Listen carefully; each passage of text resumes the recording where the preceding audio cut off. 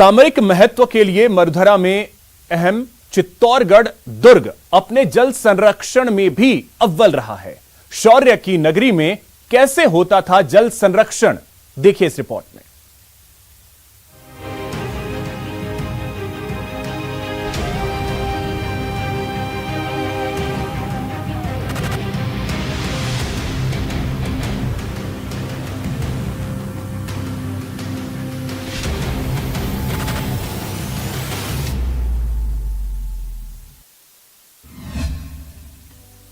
चौरासी कुंडों का शहर चित्तौड़गढ़।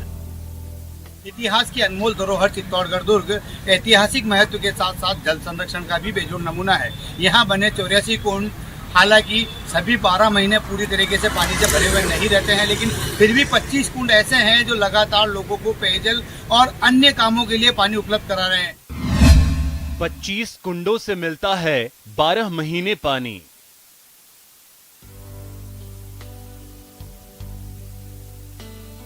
दुर्गों के शहर यानी चित्तौड़गढ़ पानी संरक्षण के मामले में भी मरुधरा में अव्वल रहा।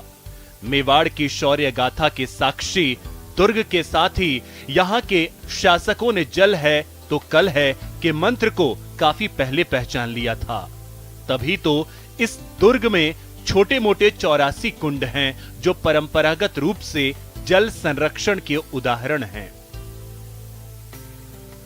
ऊंचाई से ढलान की ओर बने इन कुंडों में 25 कुंड ऐसे हैं जो लगातार 12 महीने जल भंडारण के उपयोग में आते हैं और इनके पानी को लोग उपयोग करते हैं।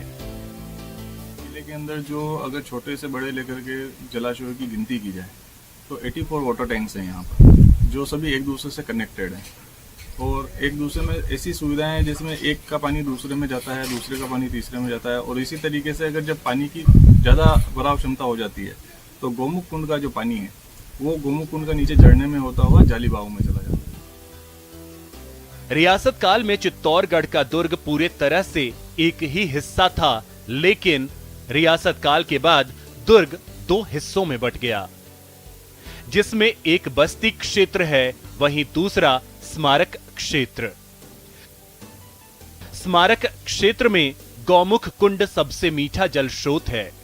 यहां बनी मोरी के जरिए पानी अधिक होने पर पानी झरने के जरिए दुर्ग से नीचे उतरता है और शहरी क्षेत्र में बनी जाली बाव बाबड़ी में जाकर जमा हो जाता है।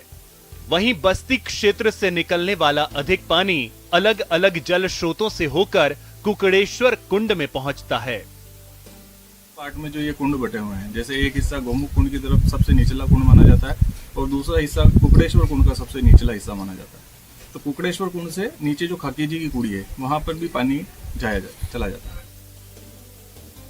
गांव के बुजुर्ग बताते हैं कि रियासतकालीन निर्माण कार्य के दौरान जब पत्थरों की जरूरत पड़ी तो दुर्ग से पत्थर निकाले गए।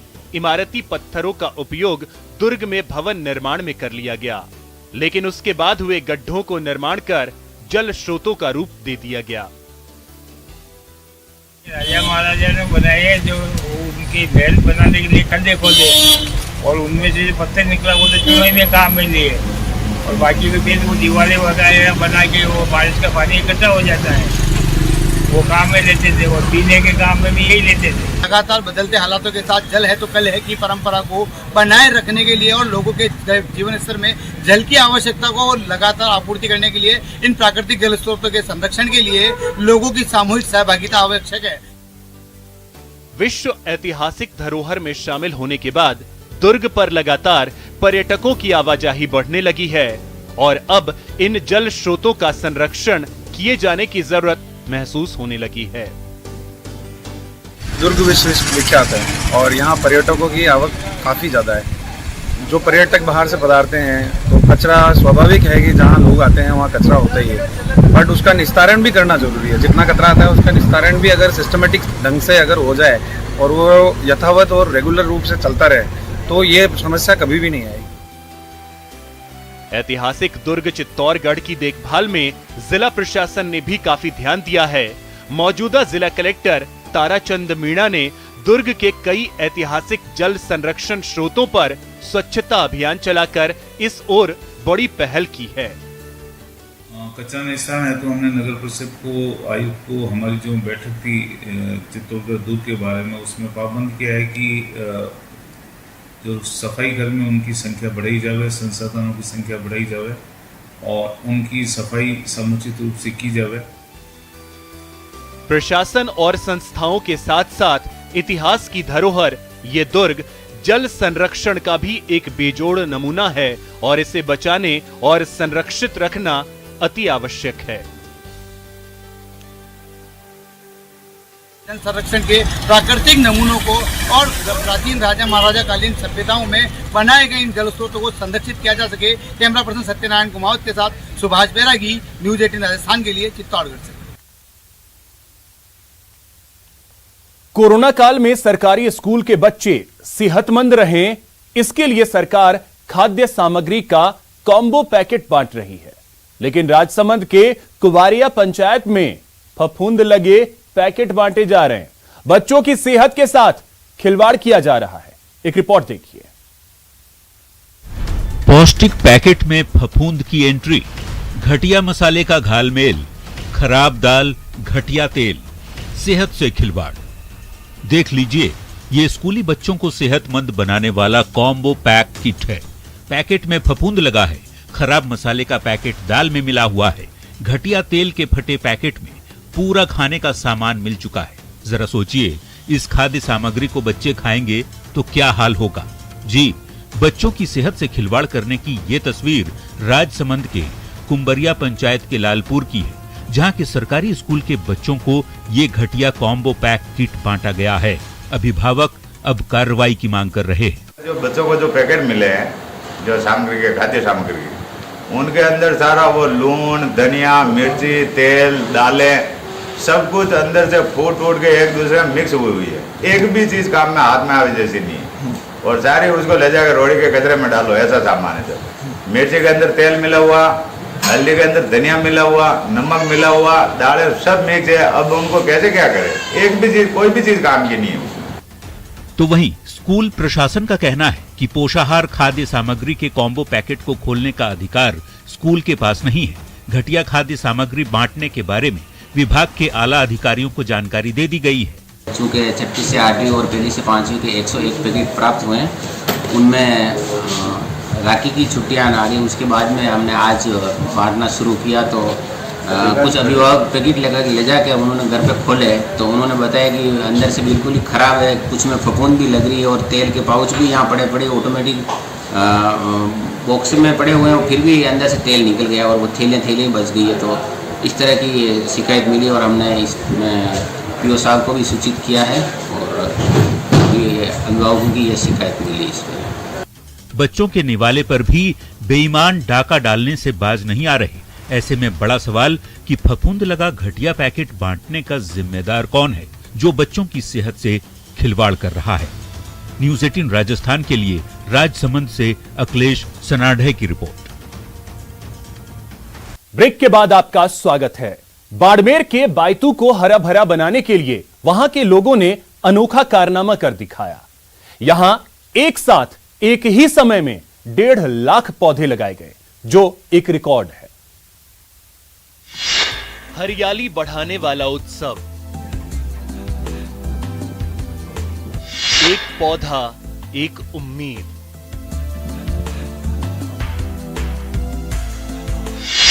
एक साथ 1.5 लाख पौधे लगाने का रिकॉर्ड। हरियालो बायतू। रेतीले मैदान में भीड़, गीत संगीत के धुन पर आगे बढ़ते लोग। ये किसी मेले की तस्वीर नहीं है, ये हरियाली फैलाने का उत्सव है। जी हां, बाड़मेर के बायतू को हरा भरा बनाने के संकल्प को लेकर लोगों का हुजूम निकला और एक साथ एक ही समय में पौधारोपण का रिकॉर्ड बना दिया। जी हां, राजस्व मंत्री हरीश चौधरी के नेतृत्व में रतेऊ ग्राम पंचायत में हरियालो बायतू अभियान की शुरुआत की गई और देखते ही देखते सभी ने मिलकर 1 घंटे में बायतू विधानसभा में 1.5 लाख पौधे लगाने का रिकॉर्ड बना दिया। ये कोरोना के टाइम में राजस्व मंत्री जी ने जो कार्य किया उनको अनुभव हुआ कि ऑक्सीजन के बिना जनता के लिए कुछ नहीं होगा, तो उनका एक लक्ष्य था कि मेरे विधानसभा क्षेत्र बायतू में 1.5 लाख से भी अधिक पौधे लगाए। उन्होंने अपनी योजना हमारे को बताई और हम लोग सब पूरी टीम पंचायती राज की और ग्रामीण की जो भी सरकारी महकमा है, अन्य संस्थाएं हैं, हर व्यक्ति इसमें इन्वॉल्व हुआ। तो विधानसभा के जितने भी ग्राम पंचायत, उसमें सब लोग, हर ग्राम पंचायत में इस तरह का अभियान आज एक उत्सव की तरह पौधा लगाने का है।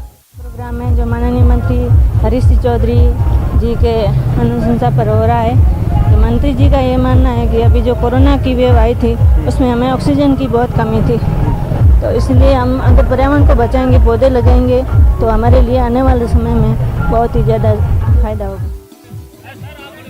बायतू के लोगों ने एक साथ पौधारोपण का रिकॉर्ड बनाकर पर्यावरण संरक्षण का बड़ा संदेश दिया है।